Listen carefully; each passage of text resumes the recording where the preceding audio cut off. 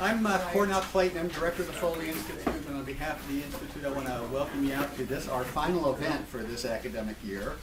We have some really great events coming up next fall, so stay tuned. We're fortunate to have with us today Richard Pineda, who's an associate professor in the Department of Communications at the University of Texas, El Paso. And he currently also serves as the director of the Sam Donaldson Center for Communications there. I just learned that Sam Donaldson's from Texas, El Paso. I didn't know that. His research and teaching interests focus on politics, media, and both on popular as well as Latino culture. His research has appeared in numerous journals, and he serves on the editorial boards of several journals, including Argumentation and Advocacy, and Contemporary Argumentation and Debate, which are two of the premier journals in communication studies. Dr. Pineda received his MA in Communication from the University of Texas, El Paso, and his PhD from Wayne State University, Detroit, Michigan. Join me now in welcoming Richard Pineda. Well, good afternoon. It is a pleasure to be here with you all, and for me, somebody who's not only a student of politics and history, it's an honor to be at the Thomas Foley Center. Speaker Foley really was a giant of the House. As President Obama said in his eulogy, a legend, and I think that's accurate. I was saying to Clayton that I'm lucky enough to, I don't work for Sam, although you would not know that when Sam is in town.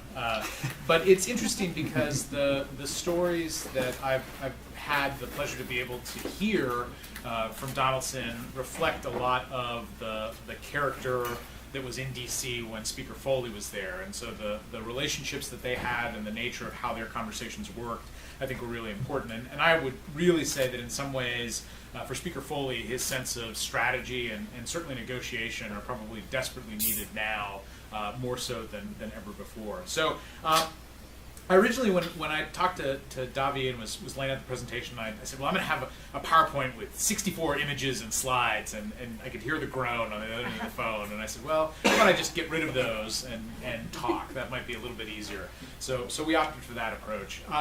The talk today is largely a conversation about where we are at in terms of immigration policy, in particular under the Trump administration, and by virtue of having to explain part of that, what I wanted to do was to go back just a little bit. And the book that I'm working on now, which is all going to be the culmination of the work that I'm talking about today, largely looks at 2000 as the pivotal point where immigration and the conversation about immigration in the United States had taken a pretty radical turn. And I'll explain a little bit of why that happened and some of the antecedents to where we're at today. I want to talk a little bit about why I'm interested as a communication professor in this particular side of politics, and in particular the language that's used to talk about immigration. And then I'll end with what I think are, I hope, some accurate observations about what will happen in the near future and where we might be headed. And I think that in the scope of that, I probably will talk for about 30 minutes and then would love to have some questions and conversation about some of these issues. So I will go back to 2000, and 2000 is a particularly important year for immigration because, as you know, that was the election of George W. Bush. Now, leading into the 2000 election, and somebody who grew up in El Paso and has been in El Paso for some time, El Paso actually played a pivotal role in launching the governor into the run for the White House. And it was largely because Governor Bush, then Governor Bush, had developed a really strong affinity with the Mexican-American community. So much so as a story that I told yesterday to the talk that I gave to the graduate school. Somebody like my grandmother, who was still alive at that point and who had been a lifelong Democrat, she was a straight ticket voter, voted for Governor Bush in the re-election. And when we talked about that, and I said, why did you do that? Myself in sort of shock, why did you do that? My grandmother in pride said, because he speaks Spanish. And so for me, this was a really interesting moment, and actually was the light bulb that started my research when I went on to my dissertation, because what I recognized in that moment was the power of identification. The idea that literally a common language is enough to propel somebody's direction and their belief system in a different way. And that's really powerful.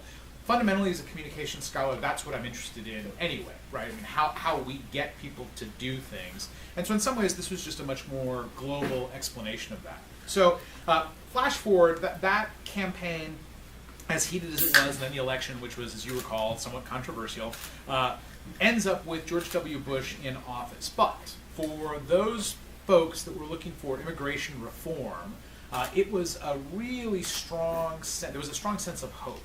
And you'll recall that part of the reason was because then Governor Bush, now President-elect Bush, had a very strong relationship with the Mexican president, Vicente Fox, and they were elected around the same time. And I will say, and I may actually mention this towards the end, we are at the cusp of the end of what they call the sexenio, which is the period that a Mexican president sits. And so there's a Mexican election that's going to happen in the next couple of months, which will actually have quite a bit of impact, I think, on some of this immigration conversation. But so in 2000, the real sense was immigration policy was going to change because of this relationship between President Bush and President Fox. There had already been conversations about the liberalization of a guest worker program. And those of you that have either studied or remember the Bracero program, it was a program in which the United States offered limited stay visas to bring workers in from Mexico for agriculture primarily, and then once their period ended, return them to Mexico. And so this was a program that both countries had talked about. This was a program that was supported largely by some of the major industries in the United States. And this was a win-win for a lot of different factors. The president had laid the groundwork for it. And in fact, depending on who you talk to and the research you find, some people were predicting that President Bush was actually using this as one of his signature policies to ease over any of the tension that happened after the election and all of the legal battles. And so this was going to be a big deal. September 11th happens. And September 11th fundamentally has changed the conversation about immigration in the United States. And in fact, I don't think that there will be a point that we can ever go back to pre-2001 conversations about immigration, because our sensibility with the attacks really shifted. I mean, this was a seismic change at every level. And the immediate effect was the implementation of a number of security policies to make sure that borders were secure and to make sure that there was not a chance of another security threat. Now, immigrant rights groups and people that are pro-immigration reform are very quick to remind people that all of the terrorists who came in on September 11th came in legally. There was no attempt to defraud the government in using fake documents or overstays. Everything that they did was legal in the sense of how they got into the country, but it was the beginning of a broader approach that I refer to essentially as threat construction. And that is that once you paint something as a danger, and depending on the context of when that conversation occurs, everything then becomes that danger, which is very important to try to protect against. And there certainly is truth to that. I would never argue against that, but I also contend, and I'm writing this in my book, that part of the problem is that once you've labeled something like that, once you've said this is a threat to the country, it's very hard to roll back from that. And once that's in place, then it's hard to make any effective change. So this leads to, in 2006, the first wall, and now in my notes, kind of tongue-in-cheek, I have the wall, little t, little w, and then I have the wall, which is the Trump reference to capital T, capital W. This was the wall, little t, little w. In 2006, the Congress passed the Secure Fence Act, which was the construction of a barrier along the U.S.-Mexico border where there hadn't previously been a wall. So in San Diego, if any of you have been down to South San Diego County, there had been for quite some time a physical barrier between Mexico and the United States. But other than that, if you were in El Paso, as I was growing up, it was a chain link fence. And it was a chain link fence that was cut pretty frequently to allow people to run through. So much so that there's a restaurant that I remember going to that was on that fence line, and you'd be eating lunch, and every once in a while there would be a group of guys that would come running through the patio of the restaurant, and a few minutes later, a couple of Border Patrol agents would come. And I can't describe the proximity. This is the only image that I wish I had brought to show you. I mean, the proximity of where I sit, literally in my office, to Mexico is probably just on the far side of that gabled building, right? I mean, we're that close. And that's something that I don't think a lot of people that are on the border recognize. And so our relationship with Juarez has certainly been pretty symbiotic. But The fence gets built. This is a metal structure that is fairly substantial. I mean, this is not a small wall, but the Secure Fence Act also provided for a much more electronic line as well. So what you see probably every 100 yards on the border are these big sensor towers that have infrared and that are connected to visual cameras to be able to see the border. There are ground sensors that are laid under the crossing point. There is a road that is on the other side of the wall but is still on the United States that Border Patrol CBP uses to patrol, and in our case with the campus, we often see bike patrols by U.S. Border Patrol that come through campus and through downtown El Paso. Air support can be scrambled from the airport and be on scene. Their plane is in about 3 minutes, and so it really is a militarized border in a way that I don't think a lot of people understand. But 2006, 2008, as the Bush second term is starting to wind down, the president was driven by the idea that immigration could be a legacy that he could leave in terms of comprehensive reform. So the president started to really push for a very specific focus on immigration. He was looking to do a couple of things. The first was to connect and make sure that this big electronic fence went across the entire U.S.-Mexico border from California to Texas. The second was to increase the infrastructure for CBP to make sure that there were more boots on the ground, the expression he used. And he wanted to add a streamlined guest worker program as part of this legislation. Ultimately, the legislation fails, and I'll talk about that when I get to the second part of the talk, but the rationale essentially is simple. Everything the president was talking about from a rhetorical perspective goes back to that security standard, right? It says we must ensure that security is so strong that there is no threat, that people don't come into this country illegally. So you can't very well stand up in front of Congress or in front of constituents and say, we're going to make this an impenetrable place to come in, except for this little part, where we're going to let these people in, right? That contradictory impulse effectively gutted the president's ability to have any comprehensive immigration reform. 2008, President Obama gets elected. The push for comprehensive reform is on again, but this time it's a much more complicated process and a much more complicated structure.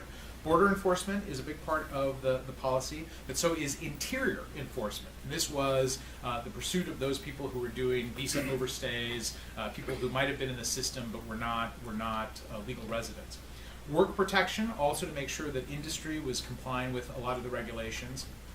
A path to status, whether that was citizenship or even just naturalized placement, that was part of it. And acculturation, which is not often discussed, but in the original Obama administration plan, the White House recognized that if you were going to institute rules for people coming to the United States, you had to find ways for them to acculturate, right? And this goes to one of the constant criticisms, which is, these people come to the United States and they don't speak English.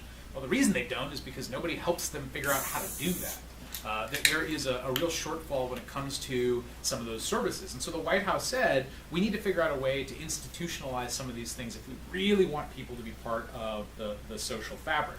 And so that move happened. Simultaneously, and this is a point that irritates a lot of the immigration activists, there were nearly 2 million deportations under the Obama administration. They were much more aggressive in some ways about deportation, in particular because they were trying to deport non-violent, undocumented aliens. And that is a point of contention. There was a push, and there had been a push, and there's one that I'll talk about in just a second, to remove people that were perceived as a threat, and those were people that had known criminal records. Those are people that had been arrested or perceived to be part of a gang. And so that made sense. But what ICE in particular had done was they adjusted their policy to essentially go for low-hanging fruit, right? Deport as many people as we can so that our numbers are consistent in terms of justifying our funding. So there's an interesting element that happens during the administration, which is that ICE's priority is removal and apprehension of what they categorize as potential terrorists, violent criminals, and gang members. And the reason that I emphasize the gang member part is because the conversation about immigration from a policy perspective in the United States is really a conversation about unintended consequences. So that every move on policy in one direction is not unlike squeezing a balloon full of water, so that then you push that issue into another part of that space. And at some point you will obviously pop the balloon. The reason, though, that gangs are so interesting is, and you've seen this in the conversations both from the Trump White House and also from the media, is an emphasis on a particular Salvadoran gang. Everybody know what I'm talking about? MS-13, Mara Salvatrucha. An unintended consequence, largely because the reason there is an MS-13 is because there had been a large number of Salvadorans that had immigrated to California during the 1980s, and a lot of those kids ended up becoming gang members in the sort of infamous LA gang corridor, right? So what they figured out was, we can make a gang, we can be a gang, we can do everything that we've learned from the Crips and the Bloods, and then the US said, we're sending you all back to El Salvador. Well, they got to El Salvador, and guess what they did? They made a gang. And MS-13, and the rise of MS-13 in particular, is one of these unintended consequences of immigration policy. 2013, the Gang of Eight, which may ring a bell for some of you, is an attempt legislatively to try to come up with a Senate-based comprehensive immigration package. Passed the Senate, the House never voted on it, so essentially died. And with that, then, the effect of really moving immigration forward in the Obama administration probably hits about as low as it's going to get. What it did do, however, was it forced the president to sign an executive action towards the end of the administration on deferred action. This is DACA and the Dreamers. And the attempt to do this was well-meaning, although I think, again, an unintended consequence policy. The attempt to try to pass deferred action was largely a way to address the fact that there were a lot of undocumented immigrants in the United States, and because their children were being born in the United States, technically they were protected under the Constitution. But if they stay out of the system, it means that you can't harness them for the social or economic value that immigrants, and especially educated immigrants, would have. And so deferred action, as you know now, I mean, even this week there was another court decision on deferred action, has become a little bit of a legal hot potato. So this takes us to 2016, and then I'll move into the substance of the arguments that I want to make. The Trump administration immigration policy is what the kids today might refer to as a hot mess. And the reason that that's the case, I think, is largely a combination of two things. The first is that I'm not entirely sure, and I think this is true with my colleagues who do research in this area, we're not entirely sure that the executive branch as a whole knows what they want to do. They are largely responding to the support that President Trump got during the campaign and the sort of nativist sentiment that was built up. But there's also recognition, and this is fundamentally, again, one of the reasons why I don't think that we'll have a comprehensive immigration policy until we deal with the economic side of it, which is that businesses, and I think this is true in this corner of Washington, there's a lot of businesses that rely on this labor force. And right now, the way that penalties work in terms of prosecuting those entities, essentially the burden is on the worker. Right, so the workers are arrested, deported, and moved out of the country, but very rarely are the economic institutions fined or put into a position where they are forced to shut down. And over the course of the last several years, I mean, all you've got to do is look at ICE raids that have happened in agricultural communities. I happened to be teaching a summer class in Iowa when there was a big deportation raid in meatpacking just north of Cedar Falls, Waterloo. And those factories don't shut down. I mean, they stop production for a short period of time, but then they restart up again. And that's because there is this natural magnet to bring those forces. So I think that the problem with the executive branch right now is that there is a lot of public pressure for action, but I'm not entirely sure that they are fully aware of the scope of that. And the reason that I think we know that, whether you agree or disagree with the policies of the administration, the reason we know that they're not entirely sure what they're doing is that the court keeps shutting these things down. Right? So every time there's a legal challenge, the court says, well, that's well-meaning and we get it, but you're doing it the wrong way. And so this continuously has been an issue for the administration. So the first sort of major issue, which was driven during the campaign, was the wall, right? Capital T, capital W. And this was such a popular sentiment that this was often chanted at rallies, right? Build the wall, we're going to make them pay for the wall. And you'll remember from the day of his announcement, I mean, one of the points of the announcement was talking about the rapists from Mexico, sort of this categorization of all of these criminals coming from Mexico. Now, I do want to make one point, to be absolutely clear, not to downplay the issues that the government in general is worried about with security, right? Regardless of where you're coming from, regardless of how you come in, the government has to have a standard to make sure that you pass muster. There's no question about that. You can't just kick open doors and say, good luck. But that being said, part of the challenge right now is there doesn't seem to be a real sense, again, of what a strategy looks like. The president, almost immediately after being sworn in, signed Executive Order 13767, which is the Border Security and Immigration Enforcement Improvements Act. That was the wall. But as you know, and if you followed in the news, the very crucial funding implementation for this is up in the air. There's no certainty. I mean, most recently, the president, somewhat off the cuff, suggested that perhaps the military could pay for it as part of the annual defense appropriation.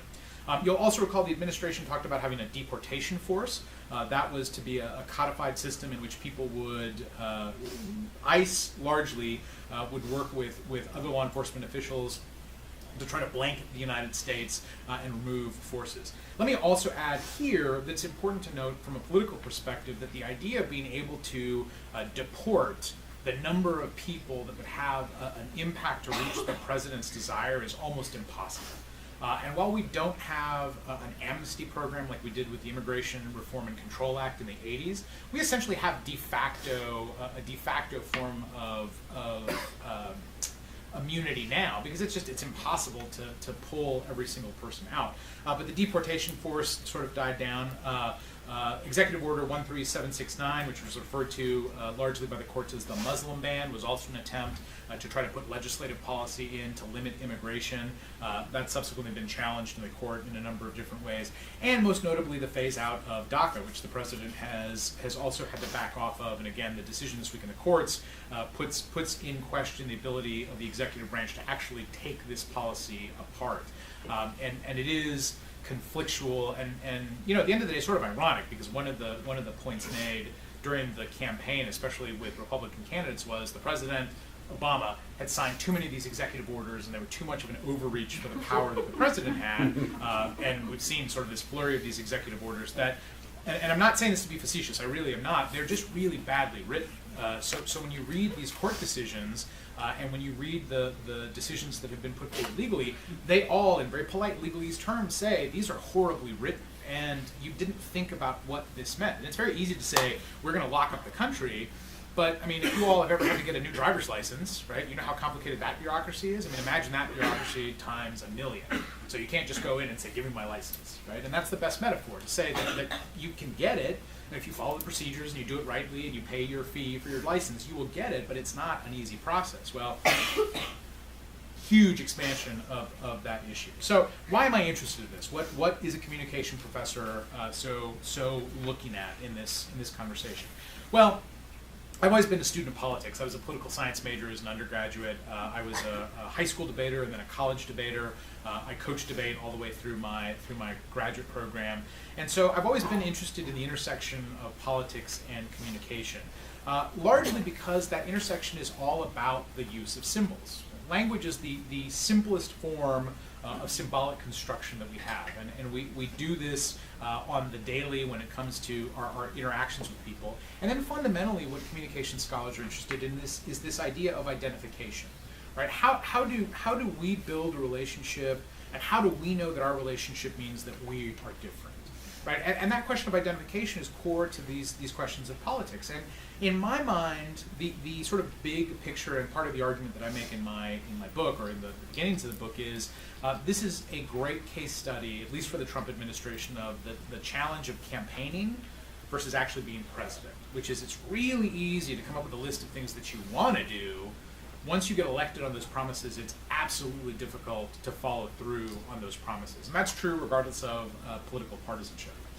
So the focus that I want to talk about today, ever so briefly, is the idea of threat construction. And I'm fascinated by this idea, introduced largely in the 90s by a scholar named Alexander Wendt, who talked about the idea of threat construction being very symbolic. And essentially what he said was that when it comes to structures of human association, right, the way that we think about the world around us, those things are really impacted more by shared ideas rather than by material forces. In other words, we all agree to certain principles or certain ideas, and based on that agreement, even if the material circumstance is not accurate, we start to be driven by those ideas. And he adds that identities and interests of the actors are constructed by those shared ideas rather than by nature.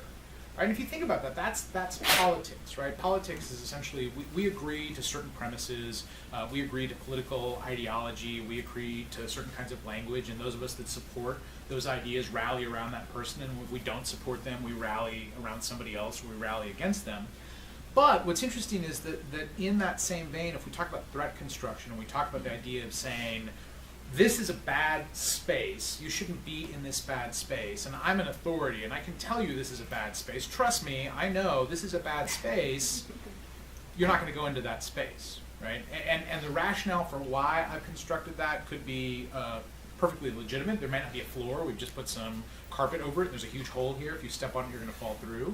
It could be just a construction of my power, I don't want you to step here because I said so, right? So I don't want you in that space. Whatever it is, fundamentally the ability to convince people of that factor is why the systems that we have, especially for security, tend to be largely a construction.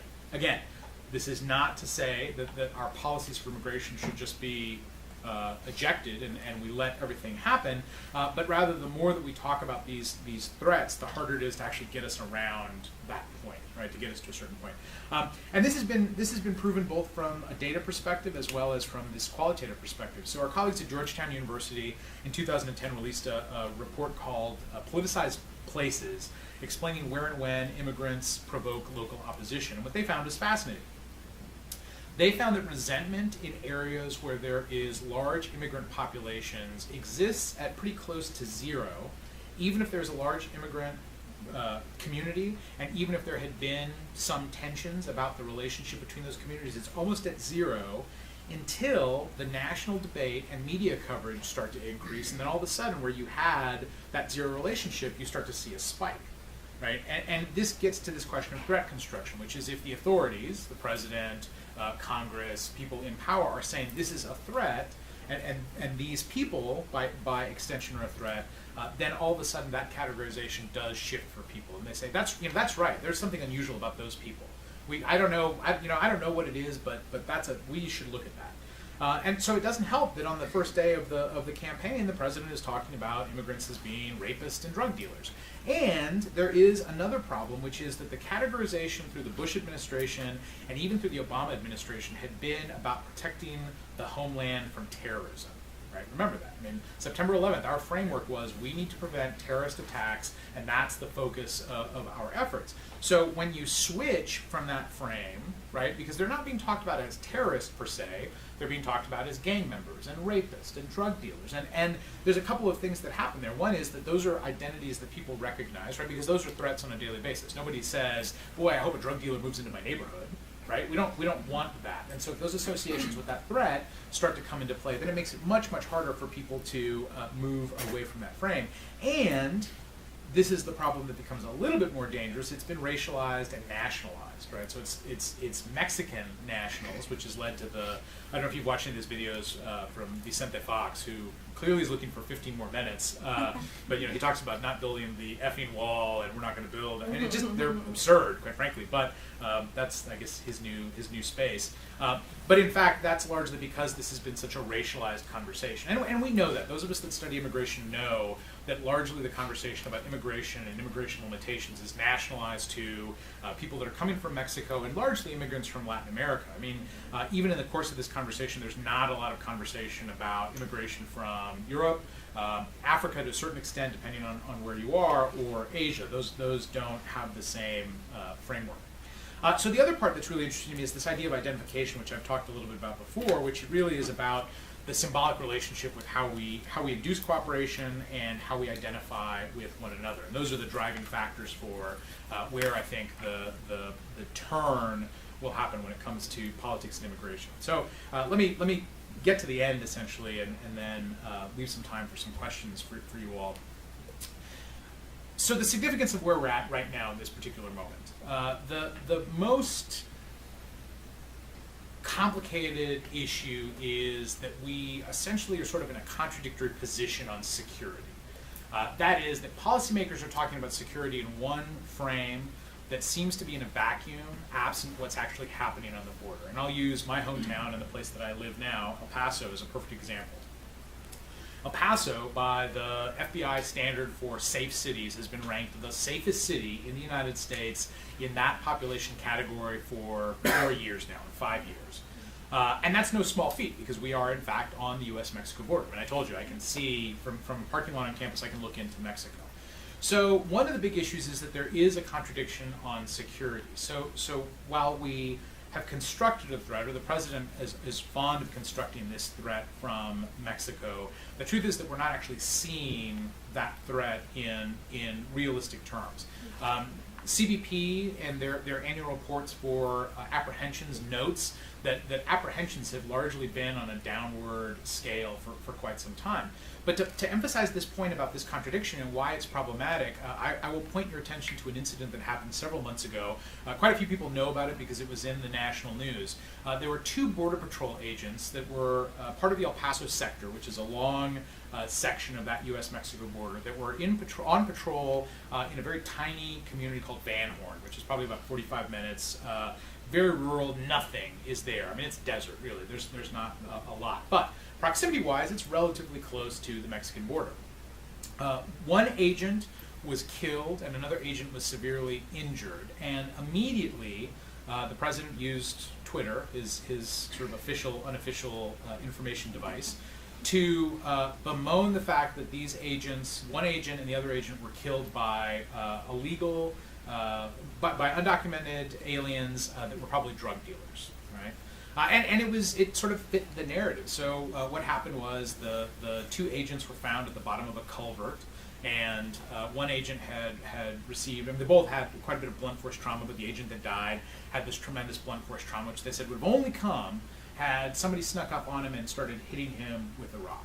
Right? So this gets tweeted out. The president of the Border Patrol Officers Association, their lobbying group, tweets this out.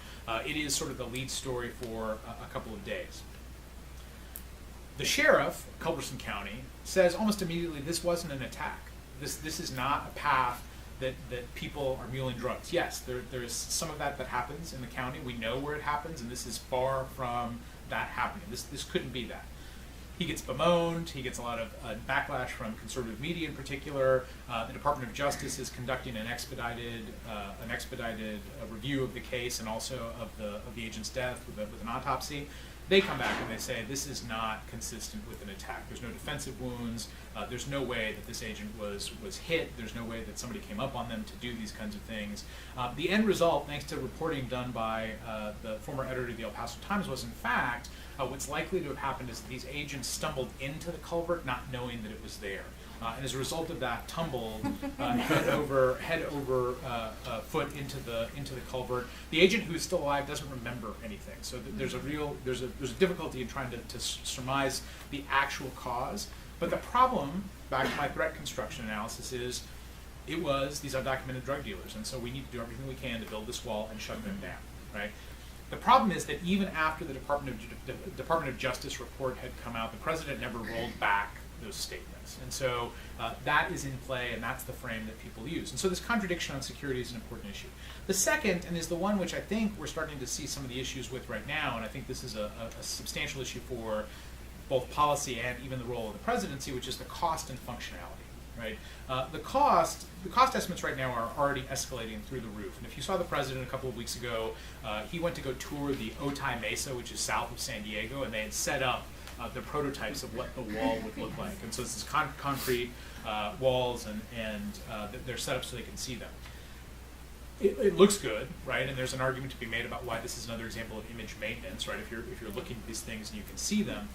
But consistently, part of the issue is that there is a lot of geographic space that to build a wall doesn't make any sense.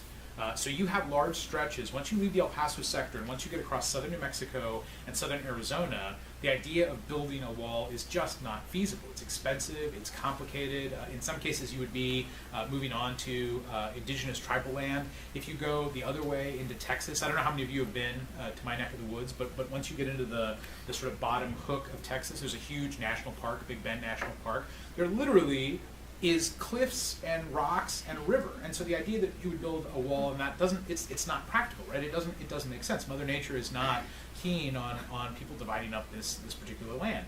So the functionality is also one of the questions that has come under play, and I think that again is an example of where the White House is not entirely sure of what they're doing, but clearly is building on that sense of popular support.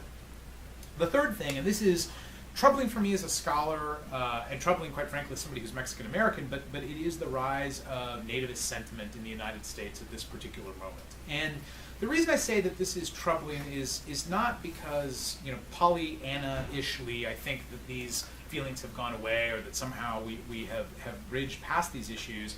It's that what happened largely on the political campaign was an active strategy to try to stoke those kinds of responses. And I think when people are critical of the White House or critical of the president and they want to make the president seem uninformed or unknowing, I tend to disagree with that because I think that this was part of an active strategy with folks like Steve Bannon that as the campaign started to build up, they said we need to get a response from people. We need to find something that we can get people's response from. And I think largely what happened is once you've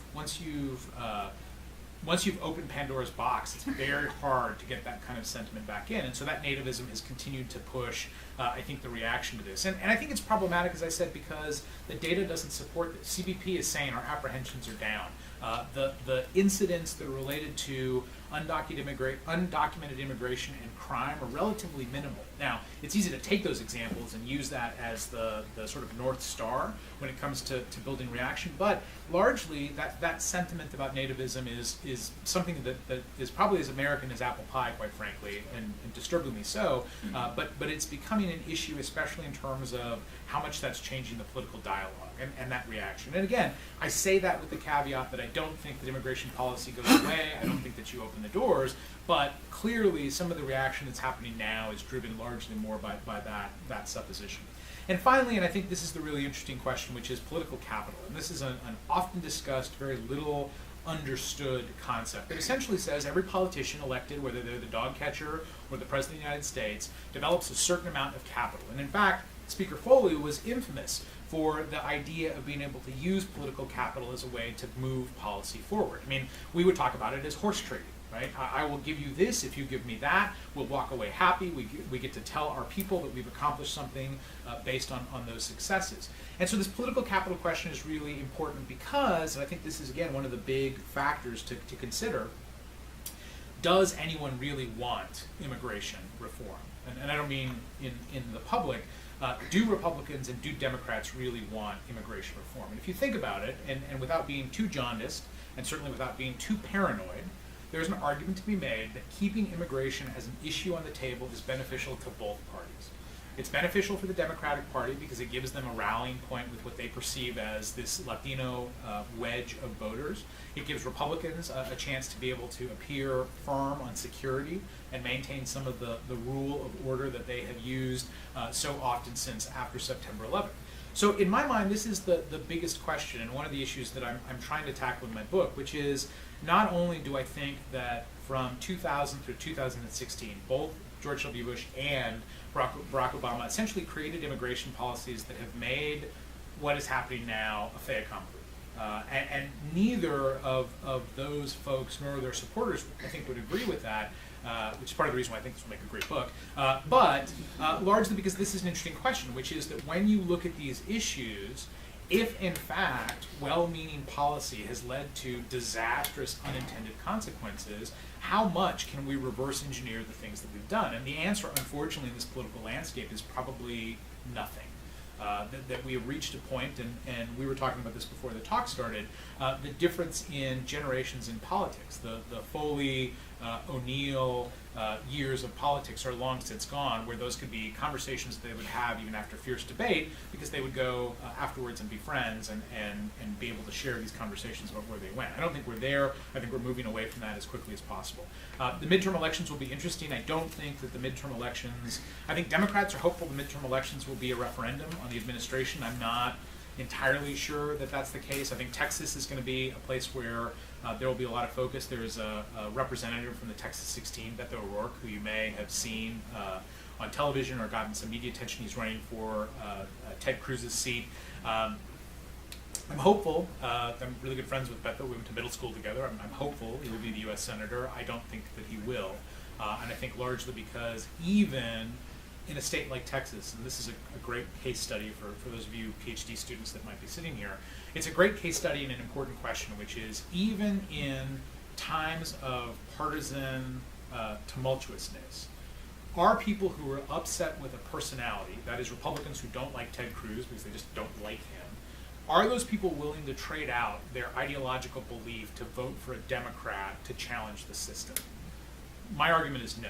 I think that no matter how upset you are with Ted Cruz, no matter how upset you are with the president, you're not willing to vote for a Democrat who is pro-drug legalization, pro-universal health care, and pro-immigration reform. I just don't think that people will be willing to move that ideological barrier. And so I'll tie up with that to say that I think that there's a lot of interesting ground here. Again, I hope that the perspective coming across is not necessarily one that leans one way or another, but more just takes into consideration where we're at politically at this particular moment because of all of these other issues that are happening. So I thank you for your attention, and I'm welcome to the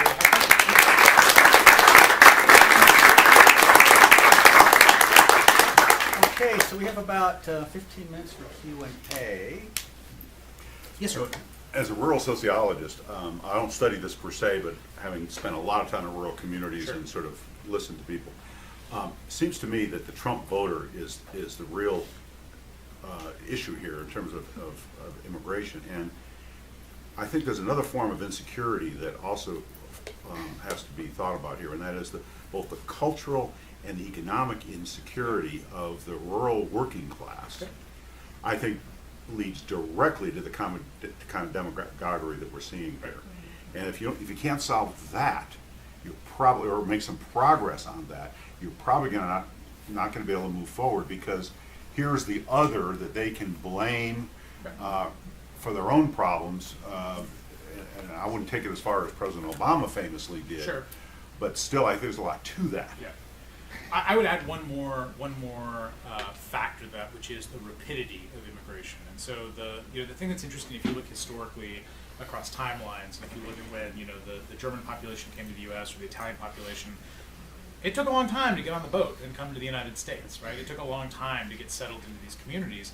What you're looking at now is rapidity of immigration where small towns, especially in rural areas where agriculture is still an economic force, those towns are changing almost overnight. I mean, they're changing within the span of a couple of weeks or a couple of months.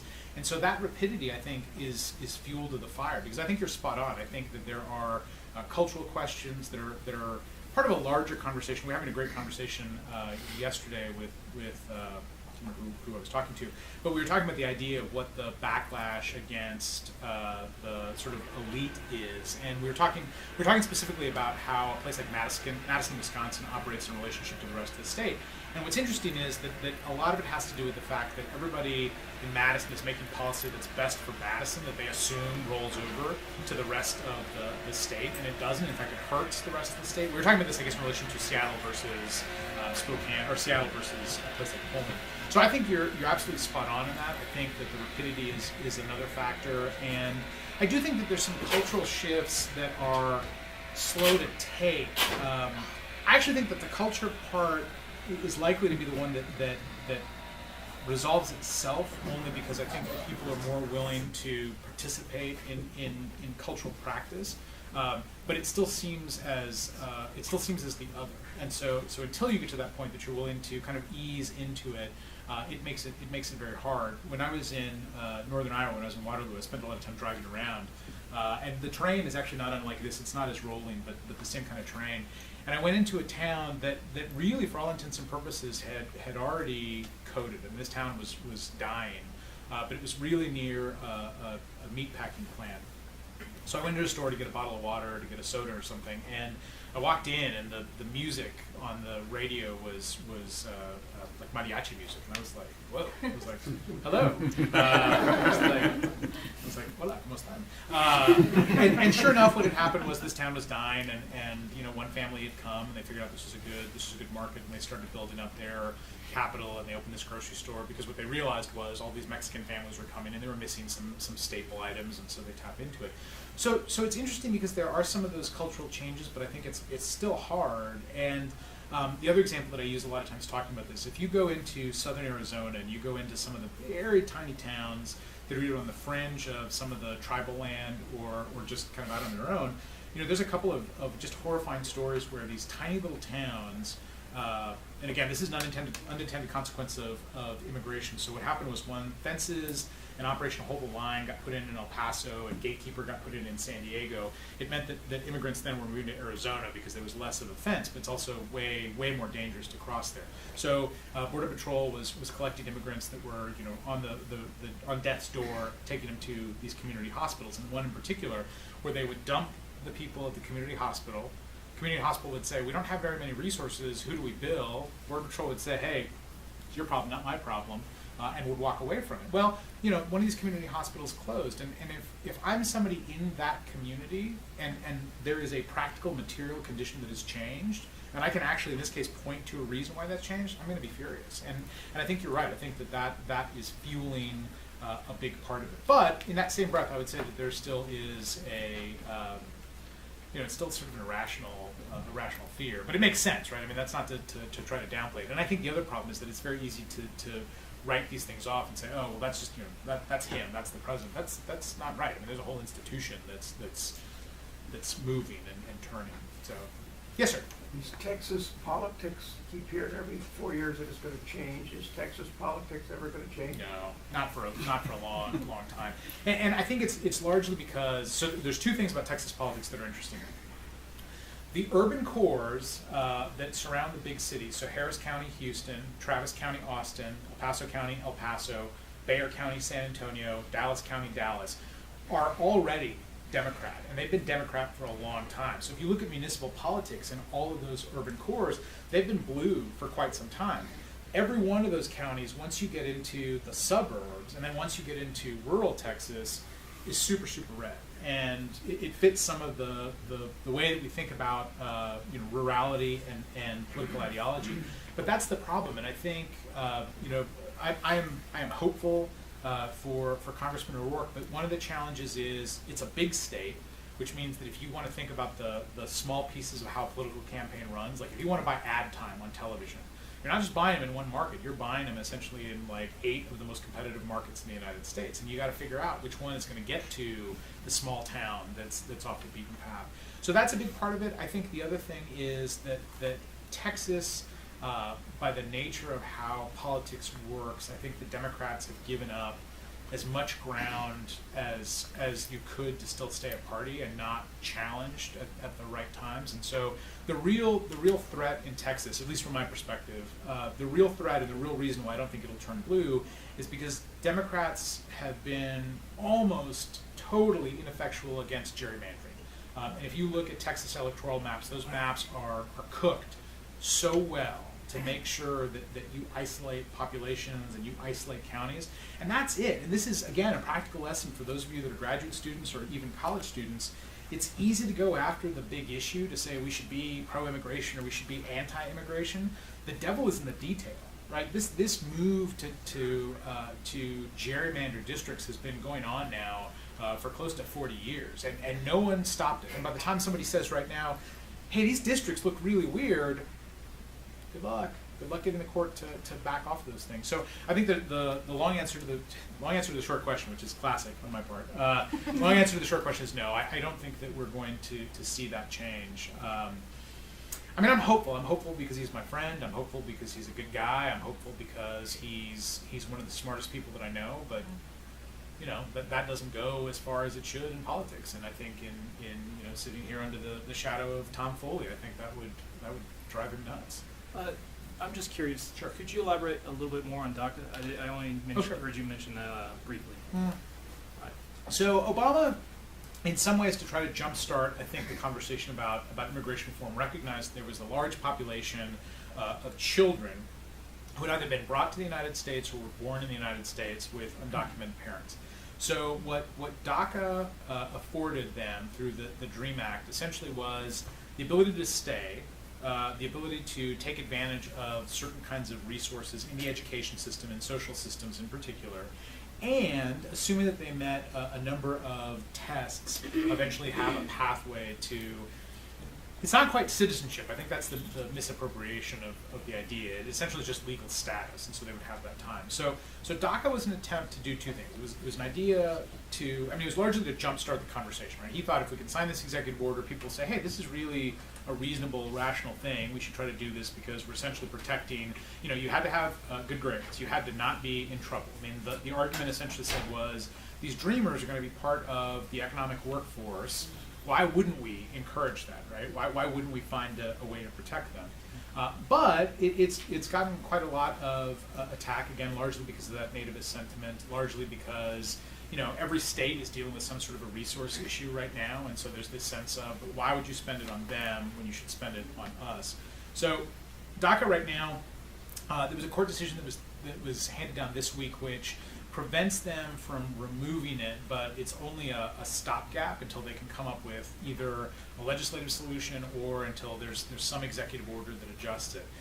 This is another example, and again, I say these things not to try to undermine or to try to belittle the president, but when the president talked about getting rid of DACA, it was not clear that he understood what that meant.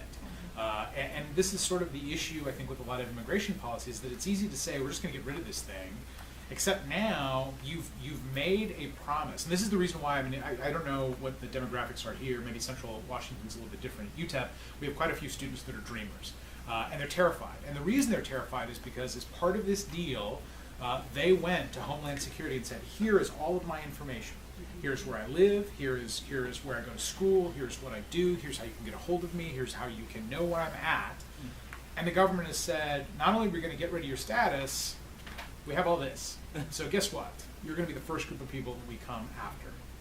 And the DACA deportations haven't started. There's been some incidental stories about people that have got kind of caught up in it. But this is one of the reasons why it's not just controversial. It fundamentally is cruel. These people, these students in particular, all did this on the promise that the government was saying, look, we recognize why you're here. Right? We recognize the importance of your role here, and we want to figure out how to make this better. We're not giving you an easy path. That's the other thing. If you're a dreamer and you're a DACA student, it still takes you like 10 years. It's a long process, and in that 10 years, you've got to be spotless. And they know that. They knew that coming in, and they were told if you get to year 9.9 and you commit a crime, it doesn't matter how great you've been, you're going, right? And everyone willingly, everyone that was a participant willingly agreed to do this. But that's the problem, is that the backlash to that has been, I think, artificial. And it's also, there's now an argument that says, well, this is a magnet, people are going to come. The problem is that DACA is capped, and so that was the other thing, was the administration said, look, we don't want this to be a magnet, but we have all these people, so what are we going to, what's the box that we can figure out how to put them in? So we have time for just one last Okay, question. let me get a different one. Sorry, I know that's your fault, but I'm happy to, there's a hand back here. Yes, sir. Could you talk about talk radio in terms of, it's so right-wing, and any possibility of changing how that works? No. See, there we go. Thanks for coming by. No, and largely, the interesting thing is that Democrats tried sort of a left turn on this with Air America a couple of years ago. This was sort of a big national effort. Vice President Gore has tried to put some money into a television network that would do this. There's a couple of reasons why I think that's true. The first is that I think the media structures and a lot of those existing media infrastructures, I think largely because of corporate ownership, largely because of the way that networks have been condensed, I think make a natural path for some of these voices. I think that they already had support from a corporate structure, and so you've got some of that moving forward. The second thing is it speaks a little bit to populism, right? The reason that you have time to listen to the radio, and the reason that you use that as your pull source for news has a lot to do with the fact that you're driving to work and you're driving back from work, and there's all these structures that have essentially created this sort of perfect pathway for that. And the other thing is, and this is what I think is the most disturbing for me as a communication professor, is we've now created so many ways in which we can consume information that as many as there are, we've made it hyper narrow. So as I was saying in my presentation yesterday, and I say to my students all the time, if I just want sports channels, I can turn on my television and I can get 8 sports channels and never know what's going on in the world. And I'm perfectly happy with that because that's all I want to know. I can get 3 channels that are just cooking shows, and I'm perfectly happy with that. So the idea of media literacy, because I think really that's the bigger issue. Quite frankly, it's not that there are talk radio, that the conservative talk radio is there, the conservative news media is there. It's media literacy, and that's really the bigger question, which is to say, and I say this to my students all the time, super conservative, you're a super conservative student, good, right? As long as you can defend your belief, that's good, that's important to me. But I want you to start pushing that belief by consuming other media. And you may, after you consume that other media, say to yourself, haha, I'm even more conservative than I was, and that's okay, right? Because you've tested that idea. And this, there's a, I just came from the Murrow College, and there's a quote from Edward Murrow in one of the buildings about the fear of losing sight of kind of the big picture world. And I think that's right. So I think the media literacy question is to say to people, that's okay if this is the stream of information you want, but you've got to test it. And as soon as you test it, you're going to see that there's some differences.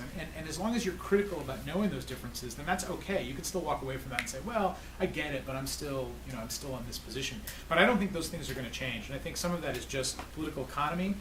Some of it is ease of transition. And it's interesting. I mean, not so much talk radio. I will listen quite a bit because I'm kind of curious. But Fox News is the easier place to look at. Fox News and MSNBC, right, is kind of your 2 points. On the day of one of the arrests, I think it might have been the Cohen arrest when the FBI raided Cohen's house, the lead story on CNN is the Cohen arrest, the lead story on MSNBC is the Cohen arrest, the lead story on CNBC is the Cohen arrest, the lead story on Fox News was, dog chases man up tree or something, right? And I'm being a little bit facetious, I will admit that, but I mean it was to that extreme. And so, if you're media literate, it's not that you say, how dare they do that? It's that you say, well, there's something wrong here. I'm going to go back to MSNBC. I'm going to get a little bit more of what's going on, and then I'm going to go back and I'm going to see, like, what are they doing? And if they're still not covering it, then I'm going to do something about that. But I think right now we're path of least resistance mode, right? I mean, this is the downside of the phone also, is that we just get this perfect stream narrowcasted to us of what we want. And my talk yesterday for the graduate school focused a lot on that idea of civic engagement being very shallow right now, because, and I refer to this as the Facebook effect. I can read a controversial post on Facebook, I might like it, I might dislike it, but all I do is I give it a thumbs up or I give it a thumbs down, and then I just say, oh, I'm done. This is my political responsibility. Like I told you I liked your post. Good job. And that's it. So I think the bigger question is a media literacy question. But yeah, I mean, I think we're in a disturbing time, especially in relationship to that issue. I am so grateful for your presence today, and thank you so much. And I will stick around if you've got any other questions. But thank you very much. Thank you.